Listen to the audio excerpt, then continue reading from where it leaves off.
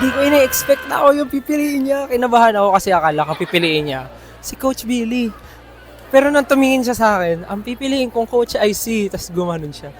Nagkaroon ako ng pakiramdam. Parang may lukso ng dugo. Sobrang happy ako for Alex. Thank you, Alex, for choosing me. I'm so excited to work with you. Sabihin mo sa akin kung ano mga gusto mong i-perform. Gagawin natin lahat para madala kita hanggang sa final. Sabi ko kasi, ang pipiliin ko ngayon, yung medyo iba na yung sound, yung iba na yung genre, and iba na yung way ng singing style or something unique din. And sobrang excited ako na merong Alex sa team ko. So, titignan namin kung ano yung magagawa namin together.